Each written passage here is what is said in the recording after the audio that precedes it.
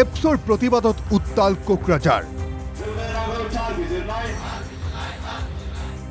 দুধনৈ ধৰ্ষণ আৰু হত্যাকাণ্ডৰ দোষীক শাস্তিৰ দাবীৰে ধৰ্ণা।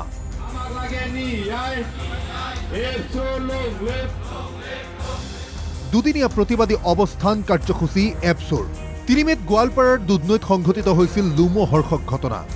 নাবালিকাক দলবদ্ধ ধৰ্ষণ আৰু হিৰণময় খাকলাৰী নামৰ এজন যুৱকক হত্যা কৰিছিল দুৰ্বৃত্তই।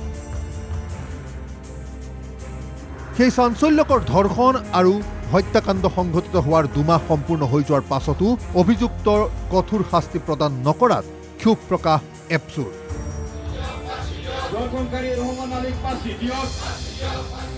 চৰকাৰৰ তৰফৰ পৰা তৎপৰতা অৱলম্বন কৰা নাই বুলি অভিযোগ সংগঠনটোৰ। দুধনৈৰ সেই জঘন্য ধৰ্ষণ আৰু হত্যাকাণ্ডৰ অভিযুক্ত ধন আলী তালুকদাৰ, বাহাৰ আলী আৰু ৰহমান আলীক ফাঁচীৰ দাবী সংগঠনটোৰ লগতে ভুক্তভোগীৰ আত্মীয়ৰ।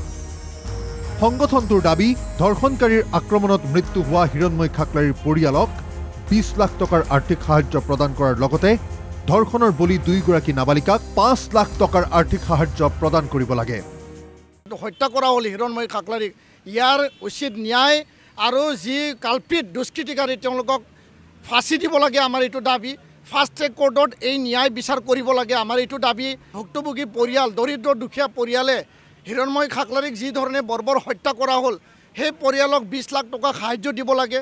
2 গৰাকী কণমানি কিশোৰীক দলবদ্ধভাৱে অন্যায়ভাৱে বৰ্বৰভাৱে এই 3 গৰাকী নৰপিশাক ধন আলী আৰু তেখেতৰ টিমে যি ইয়াত ধৰ্ষণ কৰা হ'ল, তাৰ সুবিচাৰ আৰু সাহায্য প্ৰদান কৰিব লাগে। মাজবাট আৰু ঢেকিয়াজুলিত সংঘটিত ধৰ্ষণকাণ্ডৰ অভিযুক্তৰ বিৰুদ্ধে তাৎক্ষণিক পদক্ষেপ গ্ৰহণ কৰা চৰকাৰে দুধনৈৰ ধৰ্ষণকাণ্ড আৰু হত্যাকাণ্ডক বৈষম্যমূলক আচৰণ কৰিছে বুলি অভিযোগ এপছৰ। এপছৰ এই প্ৰতিবাদী কাৰ্যসূচীত পূব কোকৰাঝাৰ বিধানসভা সমষ্টিৰ বিধায়ক লৰেন্স ইজলাৰীও অংশগ্ৰহণ কৰি অভিযুক্তক শাস্তি প্ৰদানৰ দাবী উত্থাপন কৰে। কোকৰাঝাৰৰ বডোফা শিশু উদ্যানত এপছৰ এই ধৰ্ণা কাৰ্যসূচীত ন্যায় নোপোৱালৈকে প্ৰতিবাদ চলিব বুলি আৰু অতি শীঘ্ৰে শাস্তি প্ৰদান নকৰিলে আন্দোলন তীব্ৰতৰ হ'ব বুলি হুংকাৰ প্ৰদান কৰে।